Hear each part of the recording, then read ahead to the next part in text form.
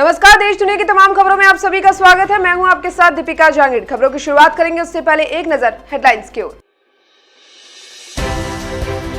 मणिपुर हमले की जिम्मेदारी लेने वाले उग्रवादी संगठन पीएलए को चीन से फंडिंग, म्यांमार बांग्लादेश में ट्रेनिंग कैंप।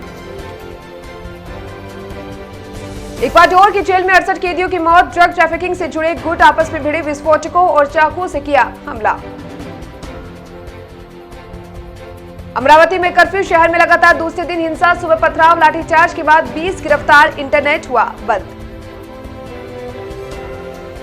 सलमान खुर्शीद बोले, अफसोस मैंने अंग्रेजी में किताब लिखी, मैंने हिंदुत्व और आईएसआईएस को सिमिलर बताया, लोगों की अंग्रेजी कमजोर तो मैं क्या करूं। किसान आंदोलन हल करने पर गंभीर, केंद्र दिल्ली में पीएम मोदी से पंजाब बीजेपी नेताओं की मीटिंग, चुनाव कैप्टन और करतारपुर कॉरिडोर पर भी चर्चा संभव। तो चलिए अब खबरें विस्तार से।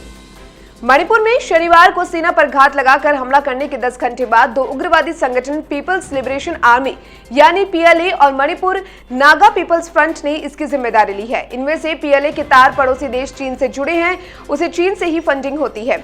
वहीं पड़ोसी देश जैसे कि बांग्लादेश, म्यांमार में इस संगठन के ट्रेनिंग कैंप है। मणिपुर को भारत से अलग करने के लिए मोते, नागा व कुकी समूहों को एकजुट करना। म्यांमार में 2 और बांग्लादेश में 5 शिविर मौजूद हैं।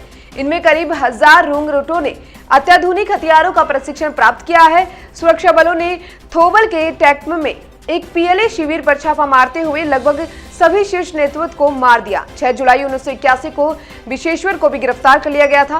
पीएलए उग्रवादियों ने 8 अप्रैल 1989 को इम्फाल के पास एक आईपीएस अधिकारी बन्ना मलिक को घात लगाकर मार डाला था। इक्वाडोर के गुआविकल शहर की लिटोरल जेल में शनिवार को कैदी आपस में भिड़ गए। लड़ाई में 68 कैदियों की मौत हो गई है। यह हादसा जेल के पवेलियन 2 में हुआ, जहां करीब 700 कैदी रखे गए। कैदियों की लड़ाई में विस्फोटकों और चाकू का इस्तेमाल हुआ, गद्दे भी जलाई गई। पुलिस ने बताया है कि यह लड़ाई ड्रग ट्रैफिकिंग से जुड़े गुटों के बीच हुई और इक्वाडोरियन प्रेसिडेंट ग्लेमेरो लासो ने ट्वीट किया कि उन्होंने एक सिक्योरिटी कमेटी को घटना की जांच करने का आदेश दिया है।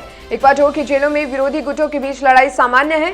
इस साल अब तक इन लड़ाइयों में 300 से ज्यादा कैदियों की मौत हुई है। लिटोरल पेनिटेंशियरी में 29 सितंबर को एक और लड़ाई हुई थी, जिसमें 118 कैदियों की मौत हुई थी। महाराष्ट्र के अमरावती में लगातार दूसरे दिन हिंसा के बाद शहर में कर्फ्यू लगा दिया है। इससे पहले शनिवार सुबह अमरावती के राजकमल चौक और गांधी चौक पर हजारों की संख्या में लोग सड़कों पर उतर आए थे।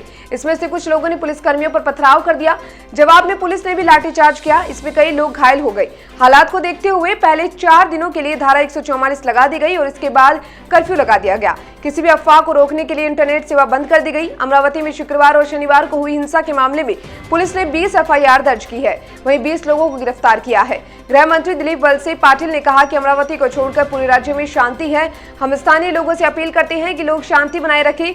समाज में दरार पैदा करने वालों पर कार्रवाई होगी। अगर कोई भड़काएगा तो उसके खिलाफ कार्रवाई की जाएगी। कांग्रेस नेता सलमान खुर्शीद ने अपनी किताब sunrise over Ayodhya nationhood in our times पर मचे विवाद पर सफाई दी है।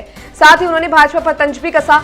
उत्तर प्रदेश के संभल में उन्होंने कहा कि मैंने हिंदुत्व की तुलना आईएसआईएस से नहीं की। उन्होंने कहा कि मैंने दोनों को सिमिलर बताया है, ना कि सेम कहा है। मैंने यह नहीं लिखा कि हिंदू धर्म बिल्कुल आईएसआईएस और बोको हरम की तरह है, ना ही मैंने ये लिखा कि हिंदुत्व को मानने वाले भी अरबी बोलते हैं। सलमान खुर्शीद ने कहा कि मुझे अफसोस है कि मैंने इस किताब को अंग्रेजी में लिखा है।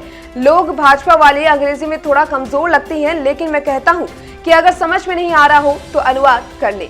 पंजाब विधानसभा चुनाव 2022 से पहले केंद्र सरकार किसान आंदोलन का हल निकालने के लिए गंभीर हो गई है। यह चर्चा इसलिए क्योंकि पीएम नरेंद्र मोदी आज पंजाब के भाजपा नेताओं के साथ मीटिंग करने जा रही है।